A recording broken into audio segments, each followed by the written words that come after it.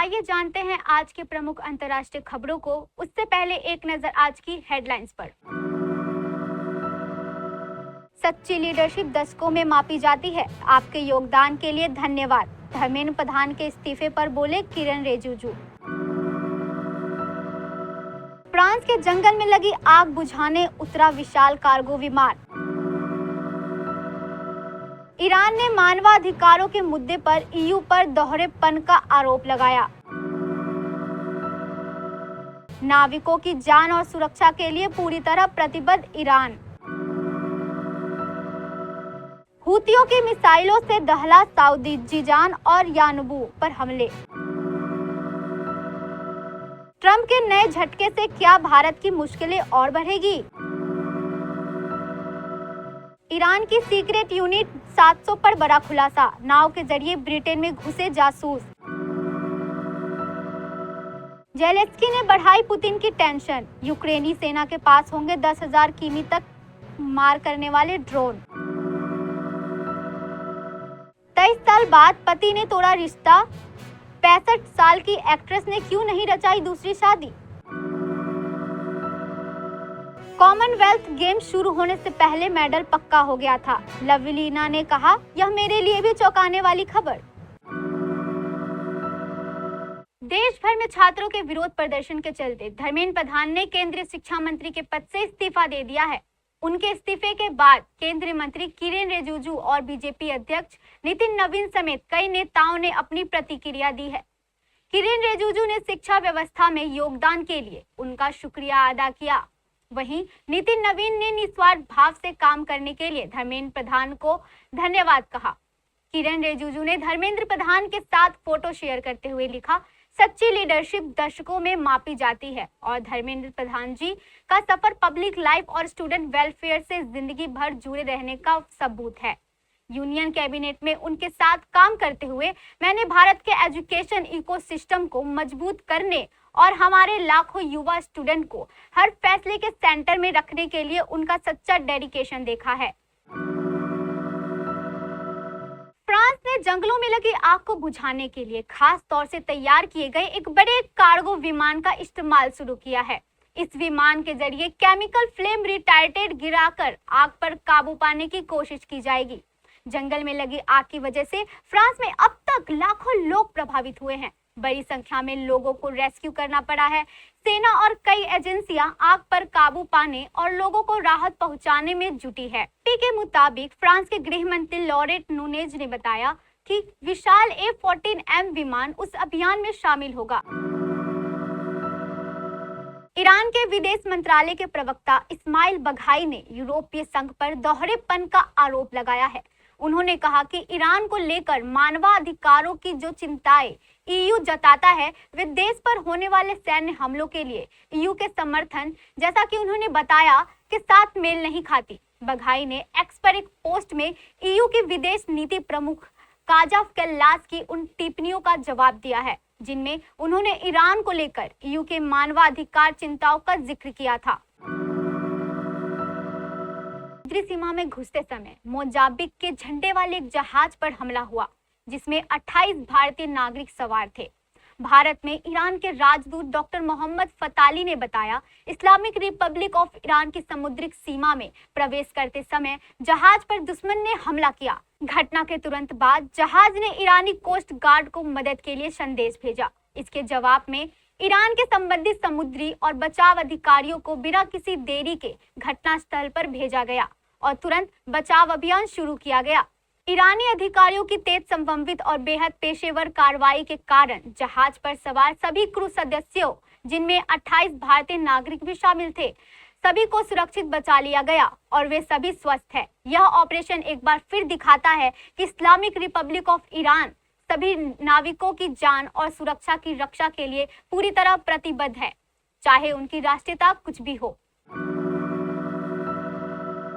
Yemen के Houthi विद्रोहियों ने सऊदी अरब पर मिसाइल और ड्रोन हमले किए हैं। इसके बाद सऊदी के 2 शहरों जीजान और यानुबू पर खतरा मंडरा रहा है। सिविल डिफेंस ने इसे लेकर अलर्ट जारी किया। सोशल मीडिया प्लेटफॉर्म एक्स पर शुक्रवार रात से ही पोस्ट अपडेट की जा रही है। शनिवार सुबह 3 पोस्ट के जरिए पहले खतरे को लेकर सतर्क किया गया, फिर सब कुछ सामान्य होने की सूचना दी गई। हालिया पोस्ट में यानबू को लेकर सचेत किया गया है। यह बंदरगाह शहर व्यावसायिक दृष्टि से काफी अहम है। यानबू पश्चिमी सऊदी अरब के मदीना प्रांत में लाल सागर तट पर स्थित एक औद्योगिक शहर है। लाल सागर पर जिद्दा के बाद यह दूसरा सबसे बड़ा बंदरगाह है। बेहद खूबसूरत द्वीप पर्यटन का मुख्य केंद्र है। स्कूबा डाइविंग, कोरल रीफ्स और समुद्री गतिविधियों के लिए काफी पसंद किया जाता है। यही कारण है कि यमन से बढ़ती तलखी के बीच इस क्षेत्र को लेकर सऊदी अरब काफी फिक्रमंद है।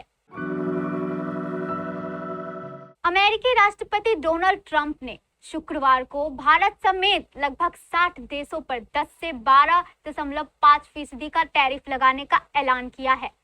भारत को 10% अतिरिक्त टैरिफ देना होगा।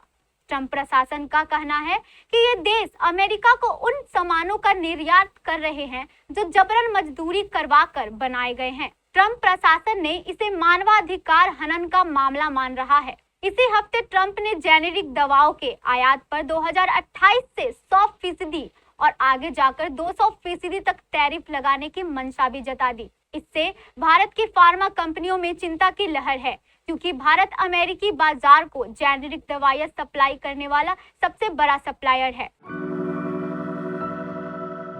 ईरानी सरकार ब्रिटेन में तस्करी का बहुत बड़ा नेटवर्क चला रही है और तेहरान के अधिकारी अब इन रास्तों को अपने आप में हथियार मानते हैं। ब्रिटिश अखबार द टेलीग्राफ में इसका खुलासा किया गया है।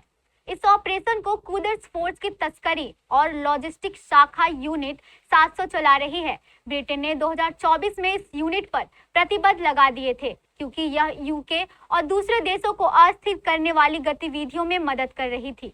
टेलीग्राफ के मुताबिक यूनिट 700 ईरान समर्थित मलेशिया, खासकर सीरिया और लेबनान तक हथियार और उपकरण पहुंचाने में माहिर है। ये मलेशिया की तस्करी के रास्ते चलाती है। यूक्रेन अपनी लंबी दूरी के ड्रोन्स की क्षमता बढ़ाने की तैयारी कर रहा है। यूक्रेन का मकसद इस साल 4000 किलोमीटर की रेंज वाले ड्रोन और अगले साल 10,000 किलोमीटर की ड्रोन रेंज हासिल करना है। यूक्रेन के राष्ट्रपति वोलोदिमीर ज़ेलेंस्की ने खुद इसका खुलासा किया है। एक इंटरव्यू में ज़ेलेंस्की ने बताया कि उनकी सेना तेजी से अपने ड्रोन भंडार को बेहतर करने पर काम कर रही है। ज़ेलेंस्की का बयान ऐसे समय आया है जब यूक्रेन और रूस के एक दूसरे पर ड्रोन हमले बढ़ रहे हैं। यूक्रेन के लंबी रेंज के ड्रोन युद्ध के मैदान में रूस की परेशानी बढ़ा सकते हैं। यूक्रेन की सैन्य क्षमताओं, खास तौर से ड्रोन विकास को लेकर ज़ेलेंस्की से सवाल किया गया था। इस पर उन्होंने कहा, फिलहाल हमारे पास 3000 किलोमीटर या उससे कुछ ज्यादा रेंज वाले ड्रोन हैं। अच्छी बात यह है कि इसी साल हमारे पास 4000 किलोमीटर रेंज वाले ड्रोन होंगे। अगले साल 5 से 10,000 किलोमीटर रेंज वाले ड्रोन हमारे हथियार भंडार का हिस्सा बन जाएंगे। क्योंकि सास भी कभी बहू थी से घर घर में फेमस हुई एक्ट्रेस अपरा मेहता टीवी इंडस्ट्री का बड़ा नाम है। उन्होंने अपने करियर में काफी तरक्की हासिल की, लेकिन पर्सनल लाइफ में उन्होंने काफी उतार चढ़ाव देखे हैं। शादी के 23 साल बाद एक्ट्रेस के पति दर्शन जरीवाला ने उनसे रिश्ता तोड़ दिया था। एक्ट्रेस अब सिंगल लाइफ जी रही है। हॉटर फ्लाइट संग बातचीत में अपरा मेहता ने अपनी शादी और पर्सनल लाइफ को लेकर बात की। अपरा मेहता ने एक्टर दर्शन जरीवाला से साल 1980 में शादी की थी। इस शादी से कपल की एक बेटी है, मगर शादी के 23 साल बाद 2003 में अचानक दर्शन ने अपरा से अलग होने का ऐलान कर दिया और घर छोड़कर चले गए। बता दें कि उनका तलाक नहीं हुआ है। कॉमनवेल्थ गेम्स 2026 की ओपनिंग सेरेमनी से पहले ही भारत का पहला मेडल पक्का हो गया था। बॉक्सिंग का ड्रॉ निकला तो लवलीना बोरगोहेन को सीधे सेमीफाइनल में एंट्री मिली। बॉक्सिंग में सेमीफाइनल में पहुंचते ही मेडल पक्का हो जाता है।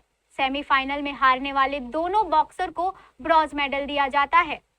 लवलीन बोरगोहेन ने रिंग में उतरने से पहले मेडल पक्का होने पर प्रतिक्रिया दी है।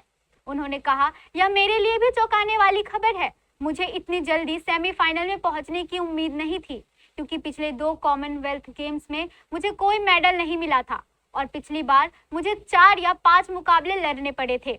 लेकिन इस बार सीधे सेमीफाइनल में पहुंचना मेरे लिए बहुत बड़ी बात है।